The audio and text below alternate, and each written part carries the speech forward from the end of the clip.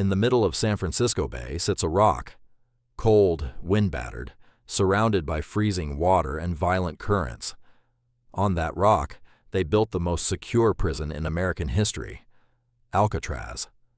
The place they sent the men no other prison could hold. Al Capone was held here. Machine Gun Kelly was held here. For 29 years, the authorities said the same thing about Alcatraz. No one has ever escaped. And they were right. Dozens tried. They were caught, or shot, or swallowed by the bay. Until the night of June 11th, 1962. That night, 3 men climbed into the walls of the most escape-proof prison on Earth and disappeared. When the guards did their morning count, the men appeared to be sleeping peacefully in their beds. But those weren't the men. They were heads, fake heads, made of soap, paper, and real human hair. The real prisoners were gone. They had spent months digging through solid concrete with sharpened spoons. They had built a boat out of raincoats, and they had paddled out into the black water toward the mainland, toward freedom, or toward death. The FBI hunted them for 17 years. The case is still open today, and after more than 60 years, one question has never been answered. Did they drown in the bay that night? Or did 3 convicts pull off the only successful escape in the history of Alcatraz and get away with it forever? To understand why this escape was considered impossible, you have to understand Alcatraz. The island sits about 1.5 miles from the shore of San Francisco, close enough to see the city lights, far enough that they might as well have been on the moon, because between the island and the mainland lies the bay, and the bay is a killer. The water is brutally cold, even in summer, cold enough to bring on hypothermia within minutes.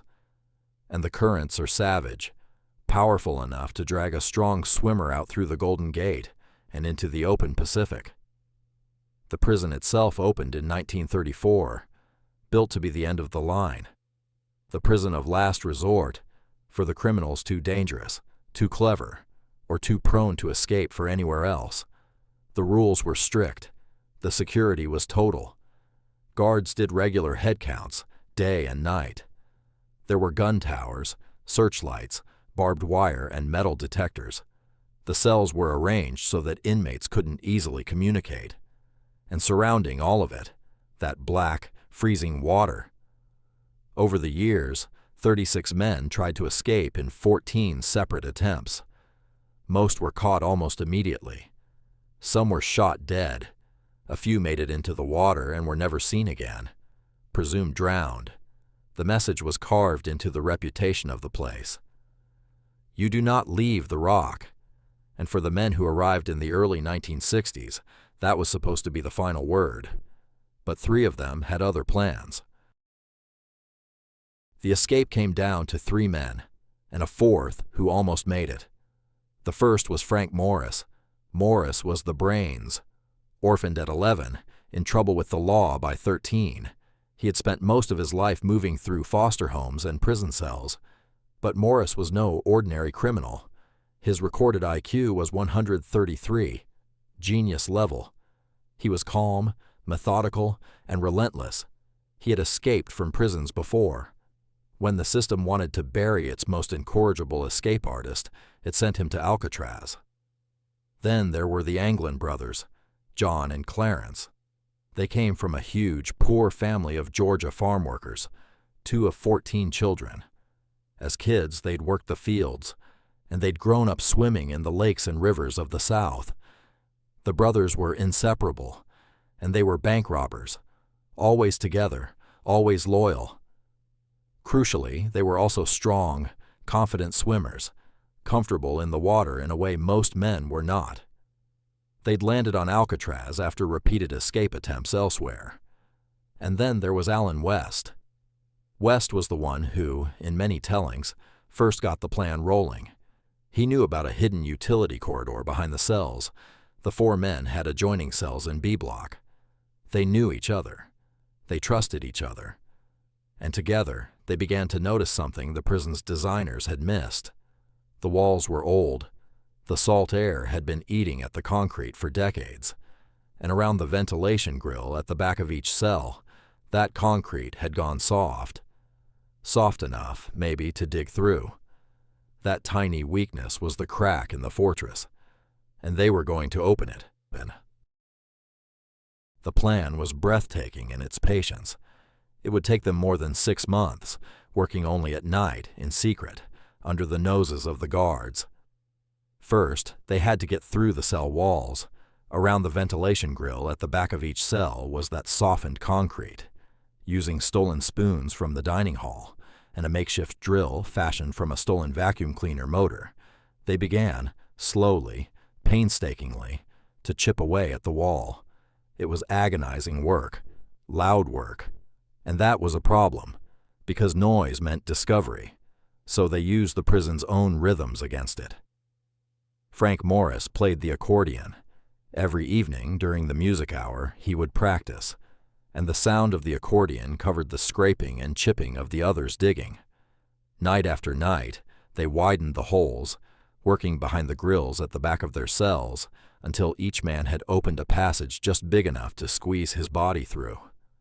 And here was the genius of it. When they weren't working, they hid the holes with fake grills, cardboard and paper painted to look exactly like the real vent covers. To a guard walking past, everything looked completely normal. But behind those innocent little grills, 3 tunnels were growing.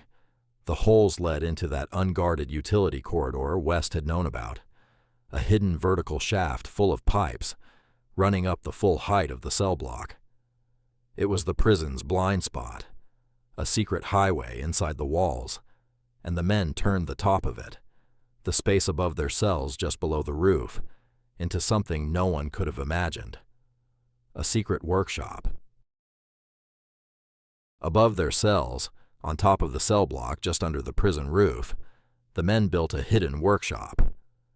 Alan West had been assigned by the guards to hang blankets up there, supposedly to catch falling dust and paint. The guards thought they were being helpful. In reality, those blankets became curtains, hiding the men and their work from view. Up in that concealed space, they built the thing that would carry them off the island. They needed a boat. Their solution was ingenious. Over months, they collected more than 50 raincoats, stolen, donated, gathered from all over the prison. Following instructions from a magazine article on how to work with rubber, they cut and folded and glued the coats together. And to seal the seams, to make it watertight, they pressed them against the hot steam pipes in the prison to vulcanize the rubber. Piece by piece, they built a 6 by 14-foot inflatable raft. They built life preservers, the same way, one for each man. They carved wooden paddles, and they needed a way to inflate the raft, so they took a concertina, a small accordion-like instrument, and modified it into a bellows, a pump to fill the raft with air. Every single object was contraband. Every single object had to be hidden, every single day, from guards who walked past constantly. They even built a periscope out of mirrors, so a lookout could watch for approaching guards while the others worked. For 6 months, this went on. The patience it required is almost impossible to imagine. And then, in June of 1962, they got word that some of them might be transferred to other prisons. Their time was up. The escape had to happen. Now. The night of June 11th, 1962. After the final head count, the men made their move. Each of them placed a dummy head in his bed. These weren't crude decoys. They were carefully crafted, made from a paste of soap and toilet paper, painted in lifelike flesh tones, and, the final gruesome touch, topped with real human hair, collected from the floor of the prison barber shop, where one of the Anglins worked. Tucked under blankets in the dark, they looked exactly like sleeping men. Then Morris and the Anglin brothers slipped through the holes at the backs of their cells and into the utility corridor. But not everything went to plan. Alan West, the 4th man, in some tellings the one who started it all, got stuck. The cement around his grill had hardened, and by the time he finally clawed his way out, the others were already gone. West was left behind. He would later tell investigators everything he knew about the plan. The three who made it climbed the pipes of the corridor to the top, squeezed through a ventilation shaft they'd forced open, and came out onto the prison roof.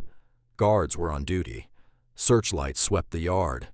The men crept across the rooftop in the dark, 30 feet up. They shimmied down a bakery smokestack pipe to the ground. They scaled two 12-foot barbed wire fences. And they reached the northeast shore of the island, a blind spot, hidden from the gun towers and the searchlights. There, in the dark, they inflated their raincoat raft with the modified concertina. At around 10 o'clock at night, 3 men climbed aboard a boat made of coats and pushed off from the rock into the black, freezing water of San Francisco Bay. And that is the last anyone ever knew for certain. The next morning, June 12th, a guard walked the block for the routine count. He looked into the cells of Morris and the Anglin brothers and saw 3 men in their beds. Nothing unusual. Then he called out and got no response. He reached through the bars and touched a head that rolled off the bed and onto the floor. In that instant, the alarm went up. Alcatraz went into total lockdown. The impossible had happened. Men had vanished from the rock. What followed was one of the largest manhunts in American history. The FBI was called in immediately. The Coast Guard swept the bay. Boats, helicopters, and search parties combed every inch of the water and the surrounding islands, and they began to find things. A paddle, floating in the bay. Pieces of the raincoat raft, washed up on nearby Angel Island. A life preserver. And, most poignantly, a sealed plastic bag, carefully waterproofed, containing photographs and the names and addresses of the Anglin family. Personal things. Things the men had wanted to keep. But of the 3 men themselves, Frank Morris, John Anglin, Clarence Anglin, there was no sign, no bodies, no blood, no survivors sighted crawling ashore. Nothing. Investigators questioned Alan West extensively. He gave up the whole plan. The destination was Angel Island, 2 miles away, where they hoped to steal clothes and a car and disappear onto the mainland. But whether they ever reached it, West couldn't say. He'd been left behind. The 3 men had simply gone into the dark water and out of the world. So, what happened to them? For more than 60 years, the debate has never stopped. The FBI's official conclusion was grim. They believed the men drowned. The water that night was frigid, the currents brutal. They argued that the raft likely broke apart, that the men succumbed to hypothermia within a short time, and that their bodies were swept out through the Golden Gate and into the Pacific, never to be recovered. The recovered debris, the paddle, the shredded raft, the bag of belongings, was, to them, evidence of a boat that had come apart in the waves. In 1979, after 17 years, the FBI closed its file, concluding the men had most likely died in the bay. But the story didn't end there, because there has never been any proof they died. No bodies were ever found. And over the decades, evidence has piled up on the other side. Investigators later showed that if the men launched at the right time, the tides could have actually carried them toward the mainland, not out to sea. Modern recreations, using the same materials, have made the crossing successfully. Then there are the sightings and the strange messages. The Anglin family said their mother received flowers, anonymously, every Mother's Day for years after the escape. 2 unsigned Christmas cards arrived in the family's names, and in more recent years, a photograph emerged, said to show the 2 Anglin brothers alive in Brazil, years after the escape, analyzed by facial recognition experts who called it a possible match. In 2018, a letter surfaced, allegedly written to the FBI, that read, "My name is John Anglin. I escaped from Alcatraz in June 1962 with my brother Clarence and Frank Morris. Yes, we all made it that night, but barely." The FBI tested it. The results were inconclusive. It means yes, and it means no. And so it remains. The U.S. Marshal Service keeps the case open to this day. If they were alive, the Anglin brothers would be over 90 years old now.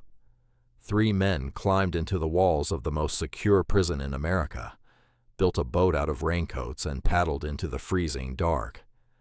Either they died that night, taking their escape to the bottom of the bay, or they became the only men in history to ever beat Alcatraz and vanish into the world forever. After more than 60 years, no one can say for certain which. This has been The Dark Stories. Sleep well.